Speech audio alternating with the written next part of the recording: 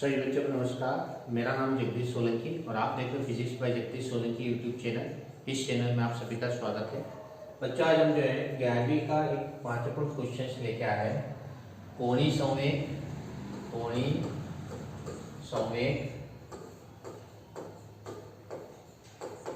और बल आघूर्ण में संबंध। बल आघूर्ण में संबंध देखेंगे। आ है संबंध, दोनों के बीच क्या संबंध होता है। कोणीय संवेग एंगुलर मोमेंटम, बल आघूर्ण टार्क। कोणीय संवेग को अपन L से प्रदर्शित कर रहे हैं, यहाँ पर इसको हम J से भी प्रदर्शित कर सकते हैं और टार्क को अपन टाउ से प्रदर्शित करते हैं।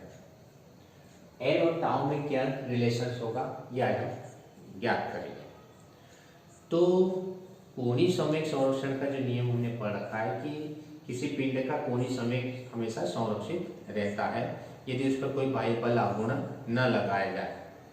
ये हमने कोणीय संवेग संरक्षण का नियम पढ़ रखा है। कोणीय संवेग का पूरा वीडियो बना रखा है और बल आघूर्ण का वीडियो बना रखा है कि बल आघूर्ण क्या होता है।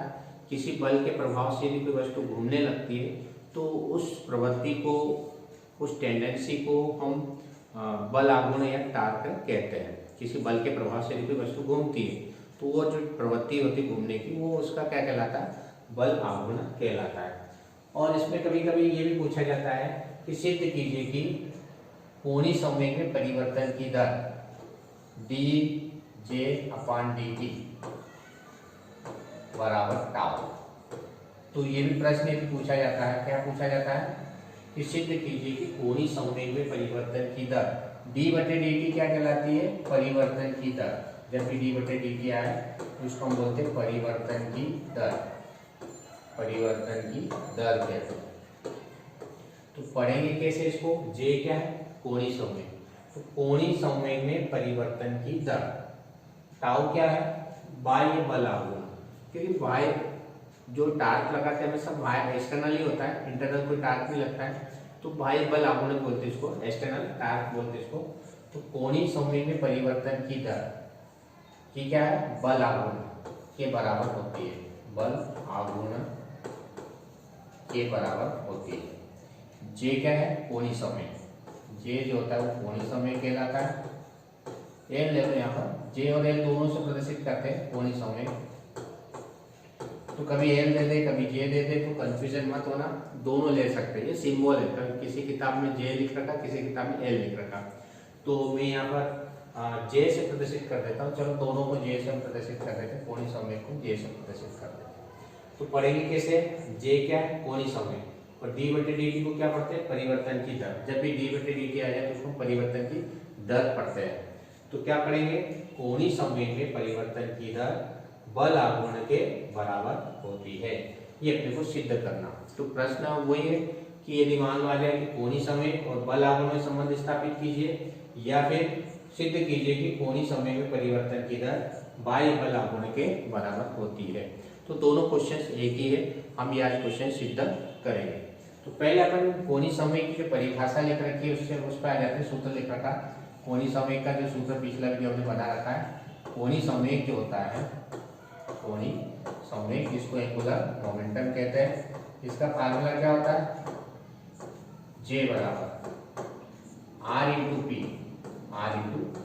यदि वेक्टर फॉर्म में लिखे तो R vector into P vector, ऐसा भी लिख सकते हैं इसको।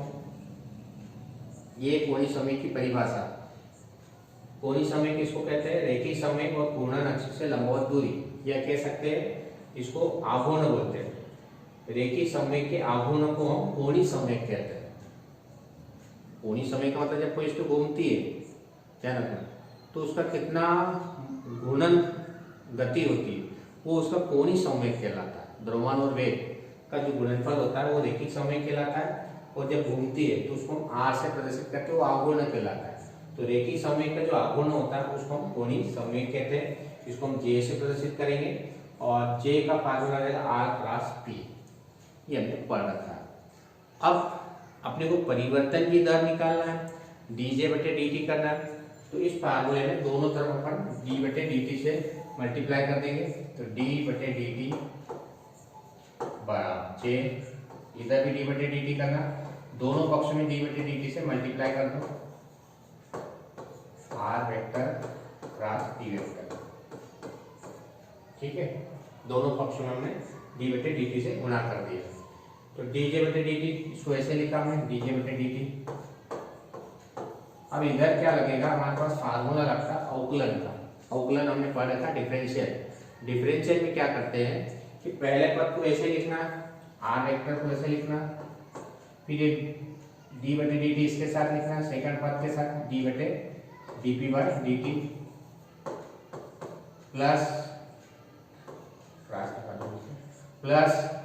क्या होगा, फिर पी को वेक्टर को ऐसे लिखना, क्रॉस डी बटे डी टी आर वेक्टर।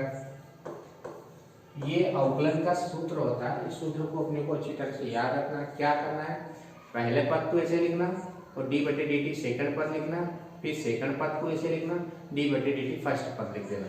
ये अवकलन का फार्मूला होता है। उस अवकलन के फार्मूले से इसको अपने को सॉल्व करना। पहले पद को ऐसे लिखना, फिर डी बटे डी पी इसके साथ लिखना, D P by d T लिखना, प्लस इसको जो है सेकंड पद को ऐसे लिखना, फिर इसके साथ डी बटे डी टी लिखना। मतलब एक एक बार बाहर लिखना, एक बार डी बटे डी टी के साथ में लिखना, ये चीज ध्यान रखना। तो प्रथम पद इंटू अवकलन द्वितीय पद प्लस द्वितीय पद इंटू अवकलन फर्स्ट पद, ये अपने को अवकलन का फार्मूला होता है। उस फार्मूले से इसको हम सॉल्व करेंगे। अब देखो डीजे बटे डी टी, डीजे बटे डी टी। अब देखो r vector cross t p by d t, ये हमने गति का जो दूसरा नियम पढ़ रखा है, उस नियम के अनुसार गति का दूसरा नियम F समानुपाती dp बटे dt या F बराबर होता है dp बटे dt। बल का फार्मूला गति के दूसरे नियम से हमने पढ़ा था, dp बटे dt होता है। ध्यान रखना, F vector equal to dp बटे dt।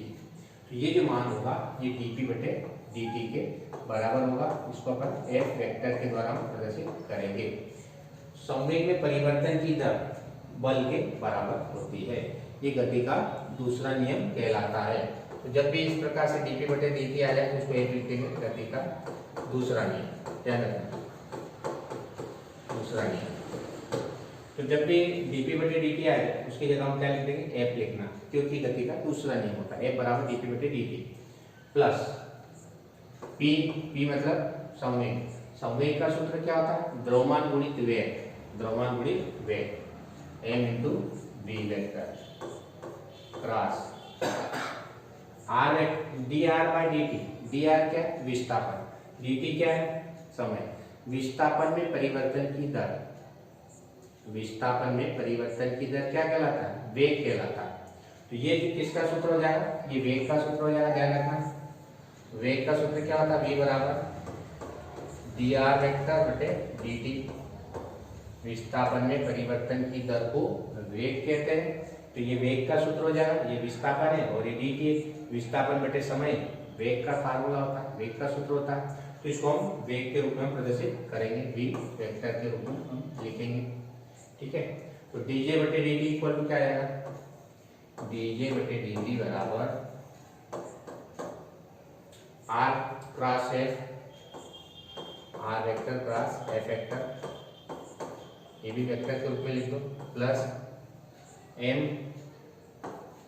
v क्रॉस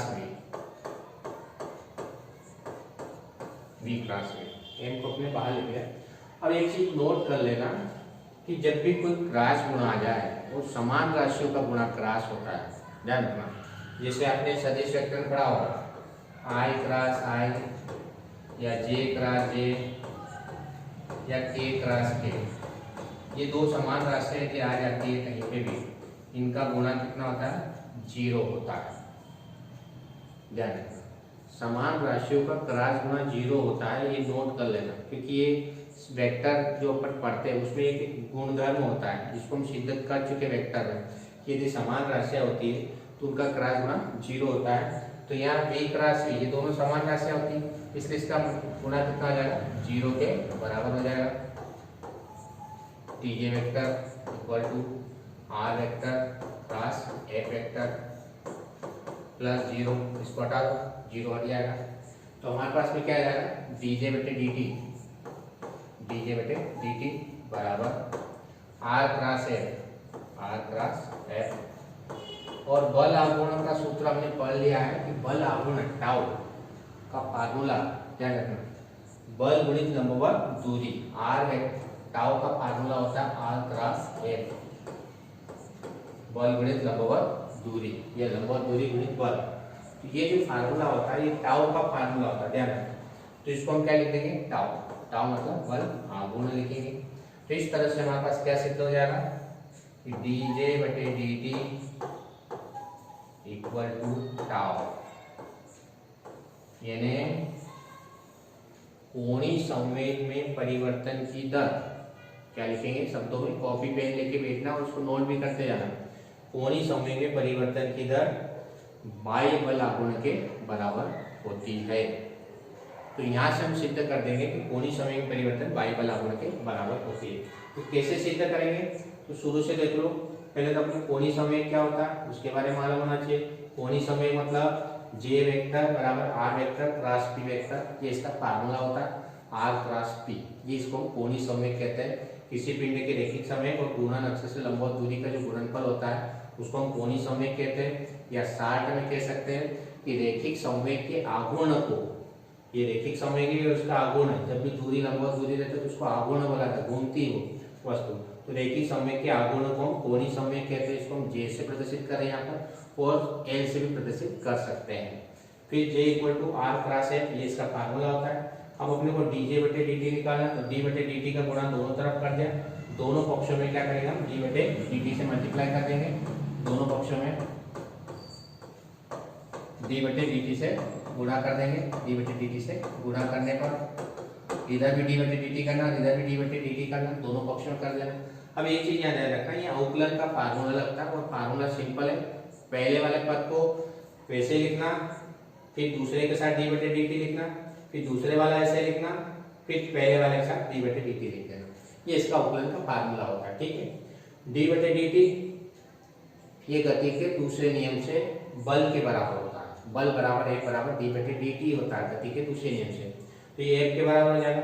और डी आर बटे dt ये विस्थापन में परिवर्तन की दर वेग कहलाता है।